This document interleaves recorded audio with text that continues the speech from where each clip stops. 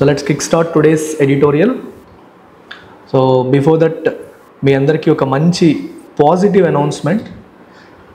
ఆస్పిరెంట్స్లో merit based discount ఆస్పిరెంట్స్కి మనం అందించడం అనేది జరుగుతుంది. 50% డిస్కౌంట్ అనేది ఇస్తున్నాం.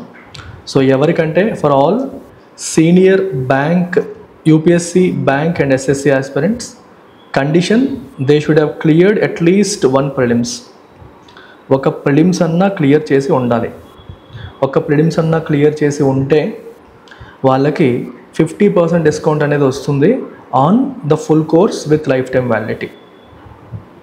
సో ఎవరైతే యూపీఎస్సీ ఆస్పిరెంట్స్ కావచ్చు, బ్యాంక్ వాళ్ళు కావచ్చు, ఎస్ఎస్సి వాళ్ళు కావచ్చు, మీరు ఒక్క ప్రిలిమ్స్ అన్నా క్లియర్ చేసినట్టు. ఎస్ఎస్సి వాళ్ళకైతే Tier 1, ఓకే. యూపీఎస్సీ వాళ్ళకి ప్రిలిమ్స్, బ్యాంక్ వాళ్ళకి ప్రిలిమ్స్, పేర్లు మారుతూ ఉంటాయి. But whatever it is, the first స్టేజ్ని మీరు క్రాస్ చేసి ఉంటే, ఒక్కసారి క్రాస్ చేసినా సరే ఈ 50% merit based discount is applicable to all of you. ఇంకా ఫర్దర్ డీటెయిల్స్ కావాలంటే ఈ నెంబర్కి మీరు కాంటాక్ట్ చేయొచ్చు. మీకు ఏ ప్రోగ్రామ్ మీద వస్తుంది ఏంటి అని తెలుసుకోవాలంటే ఈ నెంబర్కి కాంటాక్ట్ చేసి మీరు వివరాలు తెలుసుకోవచ్చు. So let's kick start today's editorial.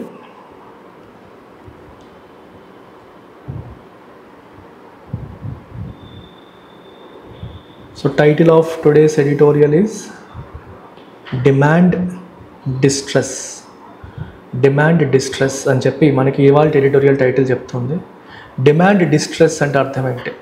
Distress అంటే అర్థం ఏంటి? What is the meaning of distress? If something is in distress, it's not in proper shape, అది సరిగ్గా లేదు, స్ట్రెస్లో ఉంది, స్ట్రగుల్ అవుతుంది అన్న మీనింగ్ వస్తుంది. ఏది స్ట్రగుల్ అవుతుంది? డిమాండ్. సో దేనికి డిమాండ్? గుడ్స్ అండ్ సర్వీసెస్, వస్తువులు మరియు సేవలకి డిమాండ్ అనేది ఏమమ్మా ఎలా ఉంది? బాలేదు అని అర్థం. Okay. Rural demand might yet pick up during the festival season. Festival సీజన్లో రూరల్ డిమాండ్ పికప్ అవ్వచ్చు అని చెప్తున్నారు. పికప్ అవ్వచ్చు, ఇంకా అవ్వలేదు, ఫెస్టివల్ సీజన్లో పికప్ అవుతుందేమో అన్నట్టుగా మనకి చెప్పడం అనేది జరుగుతుంది. ఇదంతా ఏ కాంటెక్స్లో చెప్తున్నారంటే, index of industrial production data అనేది రిలీజ్ అయింది. Index of industrial production data release అయింది. సో ఆ డేటాని అనలైజ్ చేస్తూ ఈ ఆర్టికల్ అనేది రన్ అవుతుంది. సో రీసెంట్గా మనం వరుసగా ఇంటర్నేషనల్ రిలేషన్స్ ఆర్టికల్స్ చూసి నాకే కొంచెం బోర్ కొట్టింది. సో చాలా రోజుల తర్వాత మన సబ్జెక్ట్ ఇండియన్ ఎకానమీలోకి వచ్చేసాం. సో ఈరోజు ఇండెక్స్ ఆఫ్ ఇండస్ట్రియల్ ప్రొడక్షన్, దీని యొక్క డేటా మనకు వచ్చింది కాబట్టి ఇండెక్స్ ఆఫ్ ఇండస్ట్రియల్ ప్రొడక్షన్ గురించి కొంత బ్యాక్గ్రౌండ్ అనేది మనం నేర్చుకుందాం. అసలు ఇండెక్స్ ఆఫ్ ఇండస్ట్రియల్ ప్రొడక్షన్ అనేది ఏంటి? So basically it's an indicator. It's an indicator. ఏం ఇండికేట్ చేస్తుంది ఇది? Volumes of industrial production. Volumes of industrial ప్రొడక్షన్ని ఇది ఇండికేట్ చేస్తుంది. అంటే ఇండస్ట్రియల్ ప్రొడక్షన్ యొక్క వాల్యూమ్స్ ఎలా ఉన్నాయి ఏంటి అనేది ఇది ఇండికేట్ చేస్తుంది.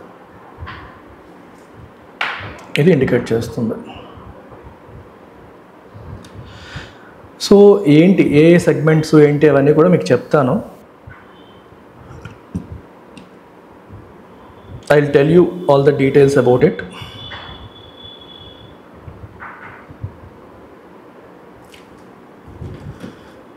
And this is released monthly. How frequently is it released? It is released monthly. And which organization releases it? National Statistical Office under Ministry of Statistics and Program Implementation. Under Ministry of Statistics and Program Implementation, National Statistical Office వాళ్ళు ఇది release చేస్తారు. ఓకేనా? అయితే ఇందాక మీకు చెప్పాను volumes of industrial production ఇది indicate చేస్తుంది అని. మరి ఇండస్ట్రియల్ ప్రొడక్షన్ అన్నాం. సో ఏ కేటగిరీస్ దీని కింద వస్తాయి, ఏ సెక్టార్స్ దీని కింద కవర్ అవుతాయి అనేది మనకి important. Which all sectors are covered under this?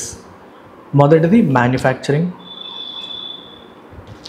రెండవది ఎలక్ట్రిసిటీ, మూడవది mining. So manufacturing, mining, electricity 3 categories. మ్యానుఫ్యాక్చరింగ్కి ఇందులో 77.6% వెయిటేజ్ ఉంటే, ఎలక్ట్రిసిటీకి వచ్చేసి 7.9% వెయిటేజ్ ఉంటే, మైనింగ్కి వచ్చేసి 14.4%. రఫ్లీ ఇది అప్రాక్సిమేట్ వెయిటేజ్ అనమాట. మొత్తం కలిపి మీకు రఫ్గా 99.9 వచ్చినట్టుంది. ఓవరాల్గా కలిపి మీకు 100%. సో ఎక్కువ వెయిటేజ్ దేనికంటే మ్యానుఫ్యాక్చరింగ్కి మ్యాక్సిమం వెయిటేజ్, మైనింగ్కి తర్వాత థర్డ్ ఎలక్ట్రిసిటీ కింద మనం చెప్పొచ్చు. సో ఈ 3 సెక్టార్స్లో ఇండస్ట్రియల్ ప్రొడక్షన్ వాల్యూమ్స్ని ఇది గాజ్ చేస్తుంది లేదా మెజర్ చేసి ఇండికేట్ చేస్తుంది.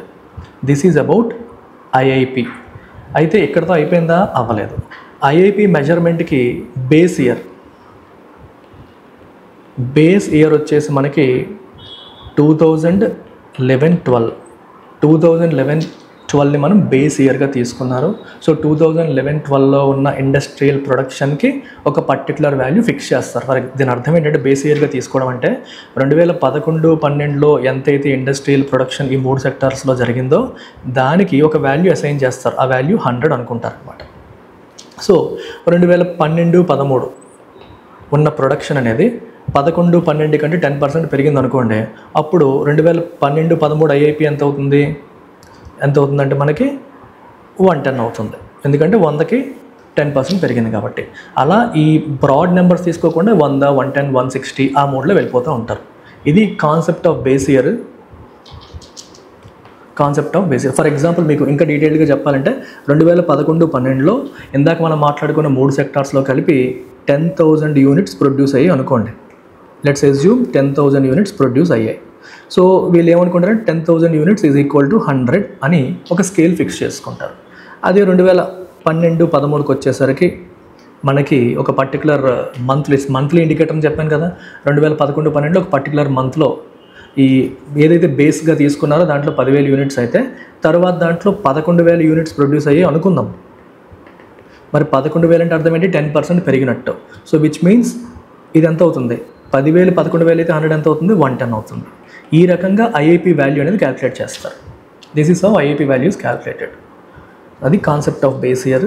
అండ్ దెన్ వచ్చేసి ఇప్పుడు మనం చూసినవి రెగ్యులర్ సెక్టర్స్.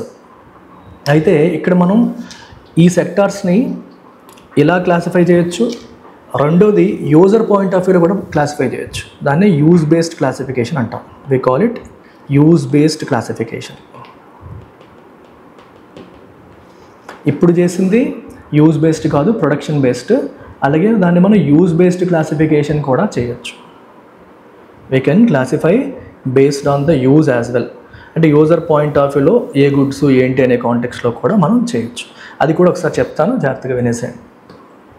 యూజ్ బేస్డ్ క్లాసిఫికేషన్కి వచ్చేసరికి మీకు ప్రధానంగా దీన్ని ప్రైమరీ గుడ్స్,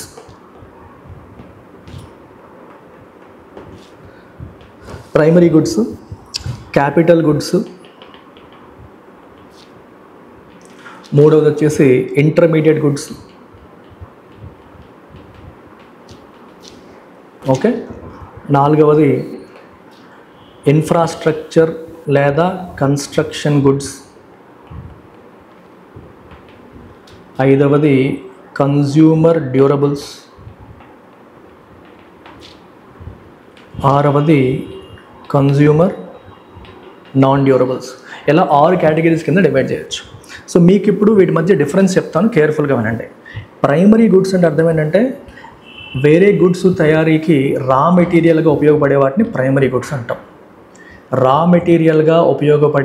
ప్రైమరీ గుడ్స్ అంటాం. ఫర్ ఎగ్జాంపుల్ స్టీల్ తయారీకి ఐరన్, ముడి ఐరన్ ఓర్ అనేది raw material. So iron ore can be considered as a primary good. Nature నుంచి మనం డైరెక్ట్గా ఎక్స్ట్రాక్ట్ చేసి వేరే గుడ్స్ అండ్ సర్వీసెస్, గుడ్స్ తయారీకి ఉపయోగపడే వాటిని మనం ప్రైమరీ గుడ్స్ అంటాం. Then what is a capital good? Capital goods అంటే అర్థం ఏంటంటే ఏవైతే అదర్ మెషినరీస్ని తయారు చేస్తాయో. ఇప్పుడు ఒక వస్తువు, ఒక గుడ్ లేదా ఒక వస్తువు తయారీ అవ్వాలి అంటే వీ నీడ్ ఏ మెషిన్ కదా, ఒక మెషిన్ కావాలి. ఈ మెషిన్స్ని మనం ఏమంటాం? క్యాపిటల్ గుడ్స్ అంటాం. So capital goods are those goods which create final goods. అంటే మనకి వస్తువుల్ని తయారు చేసేవి క్యాపిటల్ గుడ్స్. అంటే మెషిన్స్ అనేవి క్యాపిటల్ గుడ్స్ అన్నమాట. మీకు అర్థమవుతుంది. మామూలుగా గుడ్స్ అంటే ఏంటి? మనం కన్జ్యూమ్ చేసేవి, అవి ఫైనల్ కన్జంప్షన్ గుడ్స్. కానీ క్యాపిటల్ గుడ్ అనేది ఏం చేస్తుందంటే మనకి అవసరమైన గుడ్స్ని తయారు చేస్తుంది. మనకి అవసరమైన గుడ్స్ని తయారు చేసే ఆ మెషిన్ మనం క్యాపిటల్ గుడ్ అంటాం. Then comes intermediate goods. So intermediate goods అంటే అర్థం ఏంటంటే ఫైనల్ గుడ్స్, అంటే మనం ఏవైతే ఎండ్ కన్స్యూమర్ కన్జ్యూమ్ చేసుకుంటాడో ఫైనల్ గుడ్స్ తయారీలో ఉపయోగపడే ఇన్పుట్స్ అనమాట ఇవి.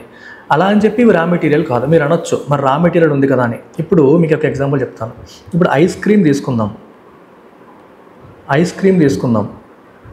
మిల్క్ తీసుకుందాం. ఇప్పుడు మిల్క్ అనేది డైరెక్ట్గా కన్జ్యూమర్కి ఇంటికి ప్యాకెట్ వచ్చేస్తుంది. అలా ప్యాకెట్ వచ్చేసినప్పుడు ఈ మిల్క్ని మనం ఫైనల్ గుడ్ అంటాం. అలా కాకుండా ఐస్ క్రీమ్ తయారీకి కూడా మిల్క్ వాడచ్చు. అంటే ఐస్ క్రీమ్ తయారీ, ఇక్కడ ఐస్ క్రీమ్ అనేది ఎండ్ ప్రొడక్ట్, ఐస్ క్రీమ్ తయారీకి కూడా మనం మిల్క్ అనేది యూజ్ చేయొచ్చు. అలాంటప్పుడు ఇదే మిల్క్ని మనం ఇంటర్మీడియట్ గుడ్ అంటాం. అంటే ఆ వస్తువు డైరెక్ట్గా ఫైనల్ కన్జంప్షన్కి వెళ్లకుండా వేరే వస్తువు తయారీకి ఒక ఇన్పుట్గా ఉపయోగపడుతున్నప్పుడు దాన్ని ఇంటర్మీడియట్ గుడ్ అని చెప్పంటాం. అలాగే ఒక కార్ టైర్ తీసుకోండి. కార్ టైర్ ఇది డైరెక్ట్గా మన కార్ టైర్ పంక్చర్ అయిపోతే కొత్త టైర్ కొనుక్కోవచ్చు, అప్పుడు అది ఫైనల్ గుడ్. అలా కాకుండా ఒక కార్ తయారీలో ఈ టైర్ ఉపయోగపడుతుంది అనుకోండి, కార్ తయారు చేసే కంపెనీ కూడా టైర్స్ కొనుక్కుంటుంది. సో అలా టైర్ కొనుక్కొని వాళ్ళు చేశారనుకోండి, అప్పుడు అది ఇంటర్మీడియట్ గుడ్.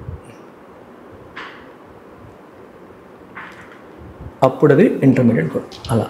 సో వేరే దానికి ఇన్పుట్గా వాడితే ఇంటర్మీడియట్ గుడ్, లేదు అంటే అది ఫైనల్ గుడ్.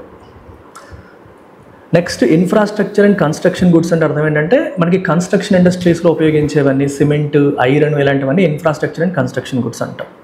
కన్జ్యూమర్ డ్యూరబుల్స్ అంటే ఎక్కువ కాలం మన్నేవి, అంటే ఫ్రిడ్జ్లు, టీవీలు 10 సంవత్సరాలు, 5 సంవత్సరాలు, 20 సంవత్సరాలు వచ్చేవాటిని కన్జ్యూమర్ డ్యూరబుల్స్ అంటాం.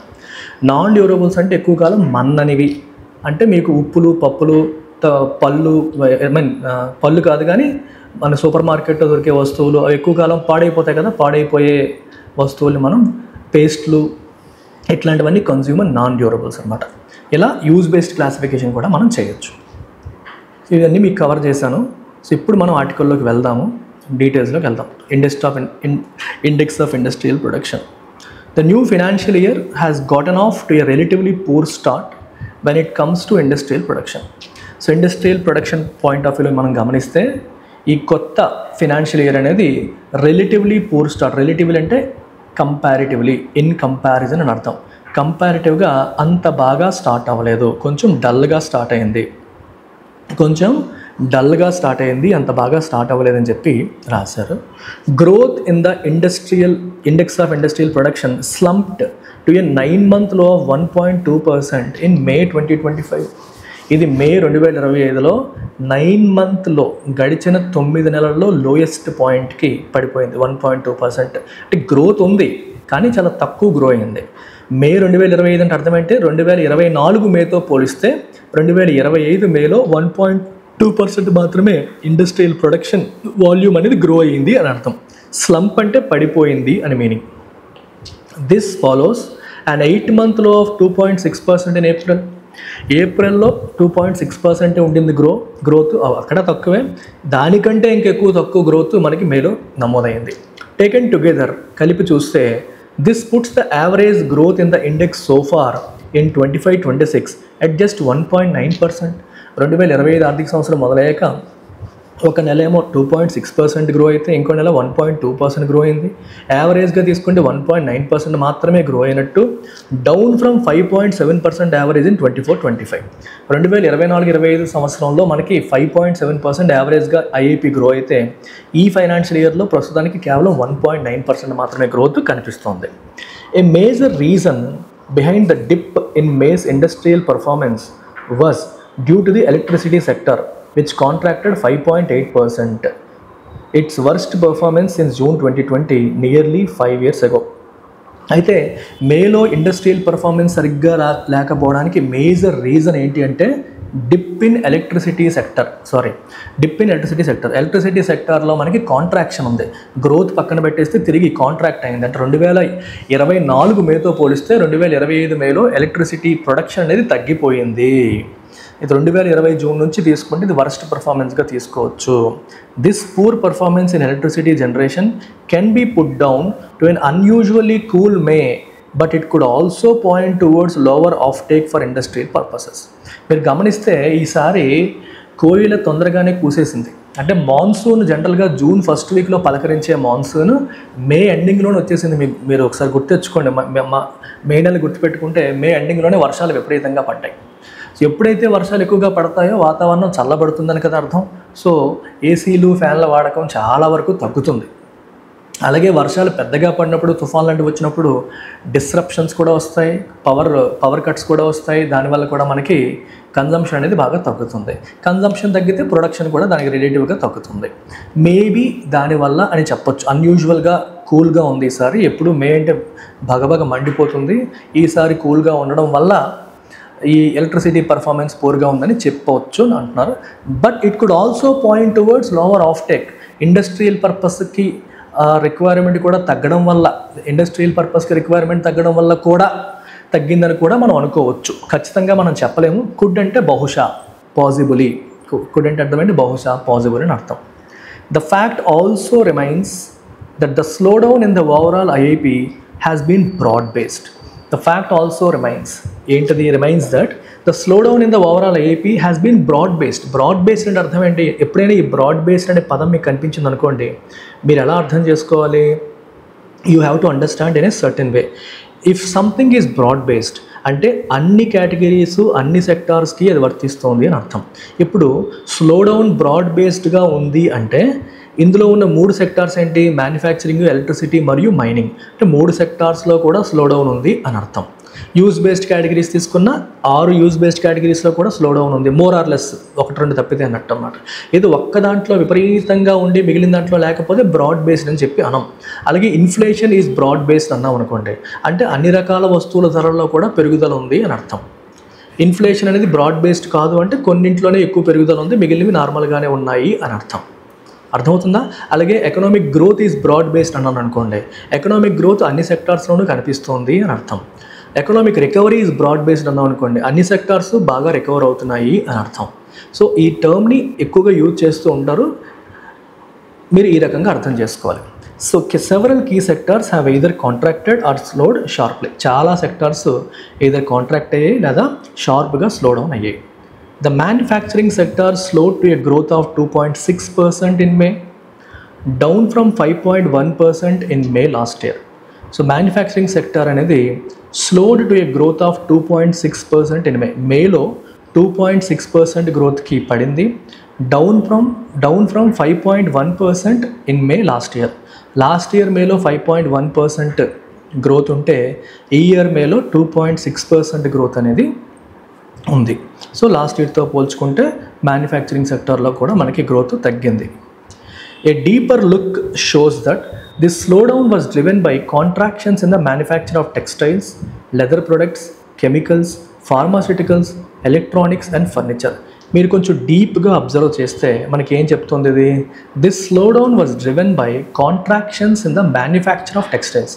టెక్స్టైల్ మ్యానుఫ్యాక్చర్ తగ్గింది, అలాగే లెదర్ ప్రొడక్ట్స్లో కూడా మ్యానుఫ్యాక్చరింగ్ తగ్గింది. అన్నిట్లో కూడా మనకి కాంట్రాక్షన్స్ అనేవి కనిపిస్తున్నాయి.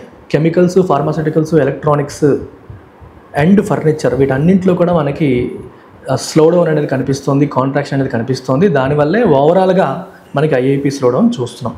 While some of these are non core sectors, most are consumer facing, implying that demand in the economy is not picking up and may even be slackening further. While some of these sectors are non core sectors, అయితే వీటిలో కొన్ని core sectors అయితే most are consumer facing, కొన్ని చాలా వరకు consumer facing sectors, implying that demand in the economy is not picking up and may even be slackening further. ఇప్పుడు IIPలో ఉన్నవన్నీ కూడా కోర్ సెక్టార్స్ అని అంటే కాదు, కొన్ని కన్జ్యూమర్ ఫేసింగ్ కూడా ఉన్నాయి. కోర్ సెక్టార్స్ అని చెప్పి మనకు ఉంటాయి. దాన్ని మనం index of 8 core industries, ICI index of 8 core industries అనే ఇండికేటర్తో మనం చెప్తాము.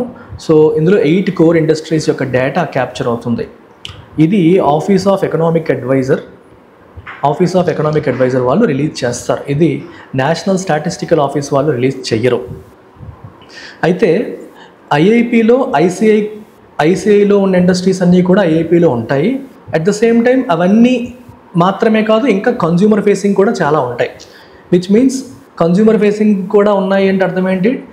మార్కెట్లో కన్జ్యూమర్స్లో కూడా డిమాండ్ అనేది అంత బాగాలేదని అర్థం. కన్జ్యూమర్ ఫేసింగ్ ఇండస్ట్రీస్ ఉన్నాయి, అవి కూడా డౌన్గా ఉన్నాయంటే అర్థం ఏంటి?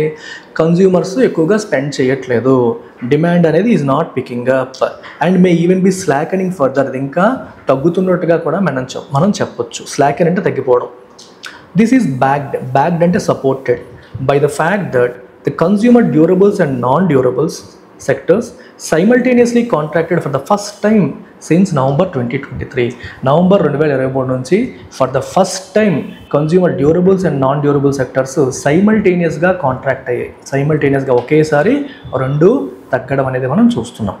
ఏ sub sector analysis of this data further reinforces the take away that demand is week.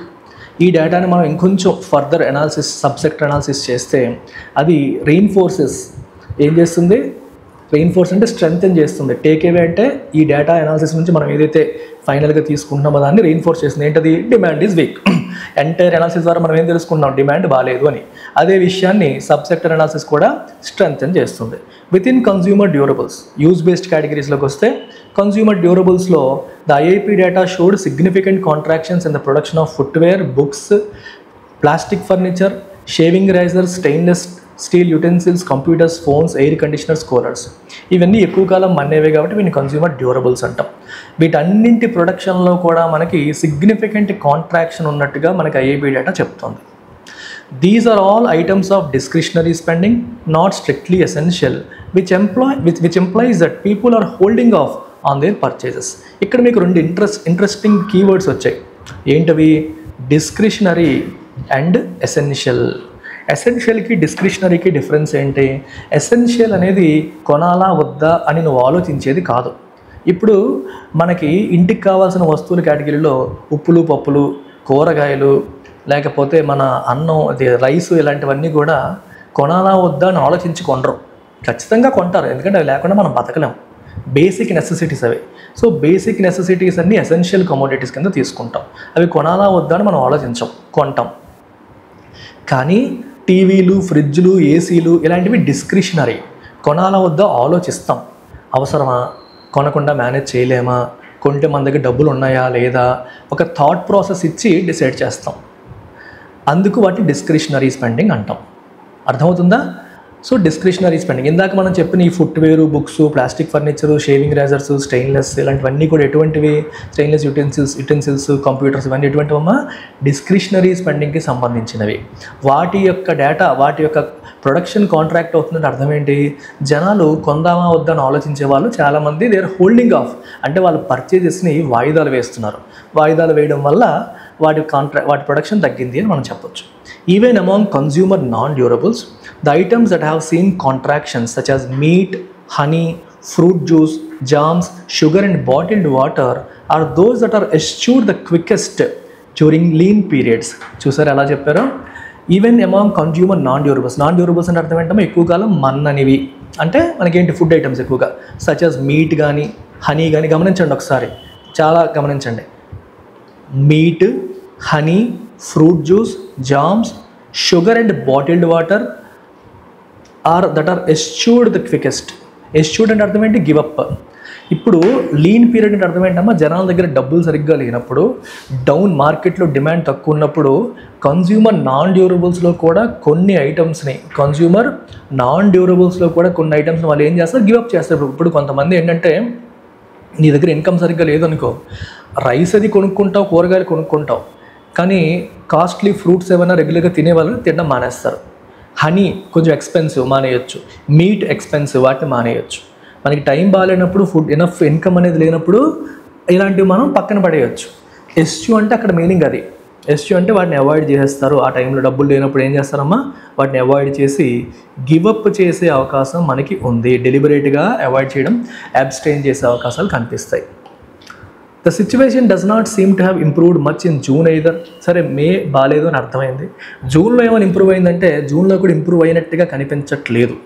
The private sector manufacturing purchasing managers index report released on Tuesday shows that while demand for intermediate goods is doing well, the same cannot be said for either capital or consumer goods.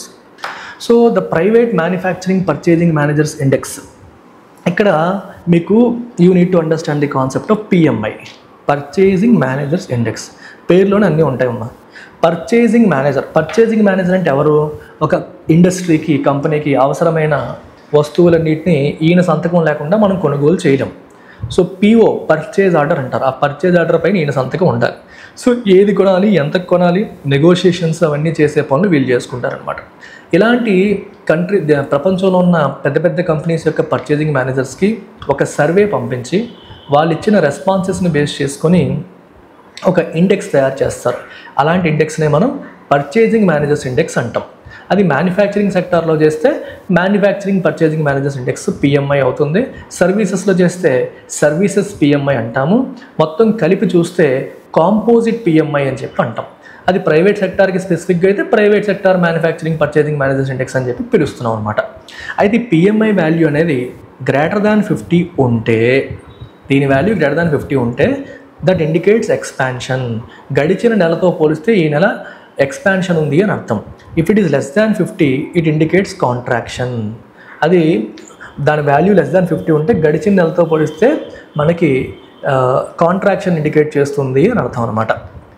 వీళ్ళు ఏం క్వశ్చన్లు అడుగుతారంటే last మంత్తో పోలిస్తే ఈ month recruitment ఏమైనా పెరిగిందా, అలాగే production ఏమైనా పెరిగిందా, రా మెటీరియల్ పర్చేజెస్ ఏమైనా పెరిగాయి, ఇలా డిఫరెంట్ ఆస్పెక్ట్స్లో క్వశ్చన్స్ అడుగుతారు. ఓవరాల్గా వాళ్ళు చెప్పిన దాని ప్రకారం వాల్యూ అసైన్ చేస్తారు. 50యా, >50యా, <50యా, 51, 58 లేదా 48 ఇలా వస్తుందన్నమాట. ఈ రకంగా డేటా తీసుకుంటారు. అలా జూన్ యొక్క పిఎంఐ డేటా మనం ఒకసారి గమనిస్తే అది ఇక్కడ చెప్తున్నారు.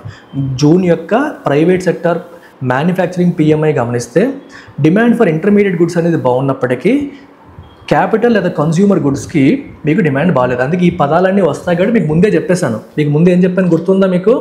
ప్రైమరీ గుడ్స్, తర్వాత ఏంటమ్మా ఇంటర్మీడియట్ గుడ్స్, ఆ తర్వాత ఏం మాట్లాడుకున్నాం క్యాపిటల్ గుడ్స్, ఆ తర్వాత కన్స్ట్రక్షన్ లేదా ఇన్ఫ్రాస్ట్రక్చర్ గుడ్స్, అండ్ ఫైనల్గా consumer durables, consumer non durables. ఈ అన్ని పదాలు మీకు వచ్చాయా లేదా? ఎడిటోరియల్లో అన్నీ వచ్చాయి. సార్ ఎందుకు అంత టైం తీసుకొని స్టార్టింగ్లో చెప్పారు అంటే ఇందుకోసమే చెప్పారు మీ సార్. ఊరికే చెప్పడం, ఏం చెప్పినా సరే దాని వెనకాల ఒక పరమార్థం ఉంటుంది. సో ఈ టర్మ్స్ అన్నీ మీకు వచ్చినప్పుడల్లా మళ్ళీ క్యాపిటల్ గుడ్ అంటే ఏంటి, కన్జ్యూమర్ గుడ్ అంటే ఏంటి కన్ఫ్యూజ్ అవ్వకుండా ఉండాలని స్టార్టింగ్లోనే ఇవన్నీ చెప్పాను. కొందరు ప్రబుద్ధులు ఏం చేస్తారంటే రికార్డింగ్ చేసినప్పుడు డైరెక్ట్గా వెళ్ళిపోదామని చెప్పి బ్యాక్గ్రౌండ్ వినరు. వెనకపోతే మళ్ళీ స్ట్రగుల్ అయ్యి మళ్ళీ వెనక్కి వెళ్ళాల్సి వస్తుంది. అందుకే ఎప్పుడైనా బ్యాక్గ్రౌండ్ నేను చెప్పినప్పుడు అది వినేసే మీరు కంటిన్యూ చేయాలి. సో ఇంటర్మీడియట్ గుడ్స్లో పర్ఫార్మెన్స్ బాగున్నప్పటికీ క్యాపిటల్ గుడ్స్, కన్జ్యూమర్ గుడ్స్లో పరిస్థితి బాగాలేదు అని చెప్తున్నారు. కన్జ్యూమర్ గుడ్స్ అంటే కన్జ్యూమర్ డ్యూరబుల్స్, నాన్ డ్యూరబుల్స్ కలిపి. In recent interviews finance minister Nirmala Sitharaman has expressed confidence that urban demand is recovering and that budget 2025's tax breaks will boost demand by the time festival season rolls out. Finance minister Nirmala Sitharaman ఏం చెప్పారమ్మా? Urban demand అనేది recover అవుతుంది and budget 2025 tax breaks, budget 2025 యొక్క tax breaks, మనకి tax policy ఏదైతే ఉందో government ఇచ్చినవి కొంచెం ట్యాక్స్లు తగ్గించడం అనేది జరిగింది కాబట్టి అది డిమాండ్ని పికప్ చేస్తుంది. మనకి ఫెస్టివల్ సీజన్ ఎప్పుడు వస్తుంది? ఆగస్టు నుంచి అక్టోబర్, నవంబర్ వరకు ఫెస్టివల్ సీజనే. గణేష్ చతుర్థి మొదలైనప్పటి నుంచి మనకి ఫెస్టివల్ సీజన్ మొదలైపోతుంది. ఆ దసరా, దివాళీ వరకు రన్ అవుతుంది. ఇంకా చెప్పాలంటే కొన్ని చోట్ల క్రిస్మస్ వరకు వెళ్తుంది. మోస్ట్లీ మన ఇండియాలో అయితే దివాళీ వరకు. వెస్ట్రన్ కంట్రీస్లో క్రిస్మస్ అనేది ఫెస్టివల్ సీజన్గా చెప్తారు. సో మనం చాలా ట్యాక్స్ బ్రేక్స్ ఇచ్చాం కాబట్టి జనాలు డబ్బులన్నీ దాచుకొని ఆ టైంలో ఖర్చు పెడతారని ఆవిడ కాన్ఫిడెన్స్ ఎక్స్ప్రెస్ చేస్తుంది. The progress of the monsoon so far indicates that rural demand may indeed pick up by then. So monsoon యొక్క ప్రోగ్రెస్ దేన్ని ఇండికేట్ చేస్తుంది మనకి? Rural demand may indeed pick up by then. Rural demand అనేది అప్పటికల్లా pickup అవ్వచ్చు అని మనకి monsoon యొక్క ప్రోగ్రెస్, అంటే మాన్సూన్ అంటే ఏంటి, మాన్సూన్ యొక్క కదలికలు మనకి చెప్తున్నాయి. But urban demand remains A worry. Rural ఏరియాస్లో డిమాండ్ పికప్ అవ్వచ్చు కానీ అర్బన్ డిమాండ్స్లో మనం చెప్పలేము అని అర్థం. With trade remaining subdued and uncertain, domestic demand weakness does not augur well for the economy in 25-26. Trade అంటే ఏంటి ఇక్కడ? ఎక్స్పోర్ట్స్ ఇంపోర్ట్ పరిస్థితి అంతగా బాగాలేదు, అన్సర్టన్గా ఉంది. ఎందుకంటే ఒక గురువుగారి పాలసీస్ వల్ల సబ్డ్యూడ్ అంటే బాగా తగ్గి ఉంది. కాబట్టి డొమెస్టిక్ డిమాండ్ వీక్నెస్, మరి మనకి ఫారిన్ ట్రేడ్ పరంగా పరిస్థితి బాగాలేదు, డొమెస్టిక్ డిమాండ్లో కూడా వీక్నెస్ ఉంటే అది ఎకానమీకి మంచి సూచన కాదు. డస్ నాట్ ఆగర్ వెల్ అంటే it does not indicate well for the economy in 25-26 అని అర్థం. Clear? Okay. Venkataramana Naik daily 10 words కంటే నేను ఎక్కువే చెప్తున్నాను. If you join our English Infinity, నేను వొకాబులరీ అనేది లైవ్లో ఆఫ్లైన్లో స్టూడెంట్స్కి చెప్దామని నిర్ణయించుకున్నాం. ఆఫ్లైన్లో ఒకసారి, ఆన్లైన్లో ఒకసారి, అన్నిసార్లు నేను చెప్పలేను. మీరు కావాలంటే మీరు పెయిడ్ కోర్స్లోకి వచ్చి మీరు చూసుకోవచ్చు.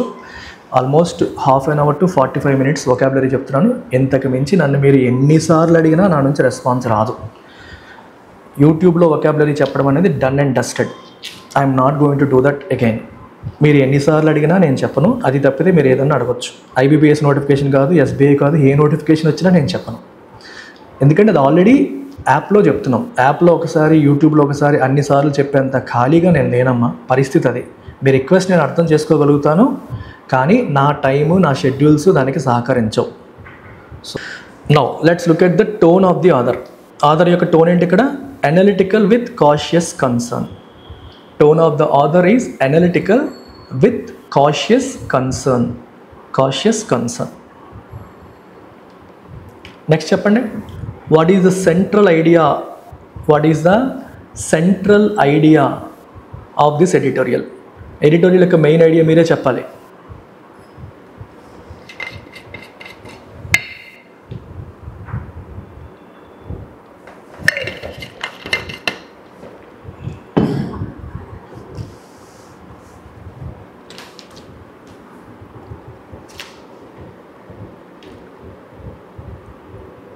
రికార్డింగ్ ఉంటుందమ్మా, ప్రతి లైవ్ క్లాస్ రికార్డ్ అవుతుంది. ఎన్నిసార్లు అయినా చూసుకోవచ్చు. ఆల్రెడీ గత 4 రోజులుగా జరుగుతున్న లైవ్ క్లాసెస్ రికార్డింగ్స్ కూడా ఉన్నాయి. మీకు నోట్స్ కూడా నేను నోట్స్ డిక్టేట్ చేస్తాను. పాత స్టైల్లో చెప్తున్నాం. PDFలు PPTలు మోడ్లో కాదు.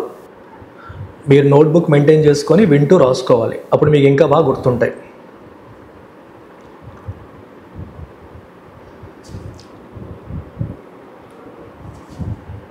ఏంటమ్మా central idea? Electricity sector needs immediate government intervention. అది కాదు main idea. Industrial output has improved. అవునా? ఇంప్రూవ్ అవ్వలేదుగా. Weak consumer and industrial demand signals worrying economic slowdown though there is hope for recovery, rural recovery during the festival సీజన్లో rural recovery జరిగే hope అయితే ఉంది. కాకపోతే weak consumer and industrial demand అనేది worrying economic slowdown indicate చేస్తుంది. Okay, economic slowdown అంత బాగాలేదనే విషయాన్ని ఇండికేట్ చేస్తుంది. Which of the following can be inferred from the editorial? Editorial నుంచి ఏ విషయాలు ఇన్ఫర్ చేయొచ్చు?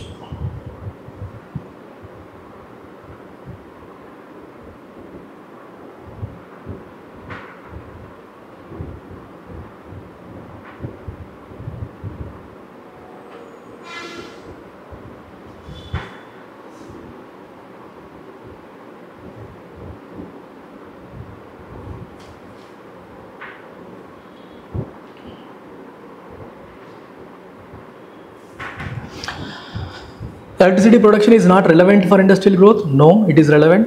Discretionary spending has increased. No, it has not increased. Weak production of consumer goods indicates declining purchasing sentiment. Yes, consumer goods production అంత బాలేదు కాబట్టి purchasing sentiment decline అవుతుందనే విషయం తెలుస్తుంది. Author's analysis of industrial and consumer production assumes that industrial మరియు consumer ప్రొడక్షన్ని author యొక్క analysis మనకి ఏం ఇండికేట్ చేస్తుంది?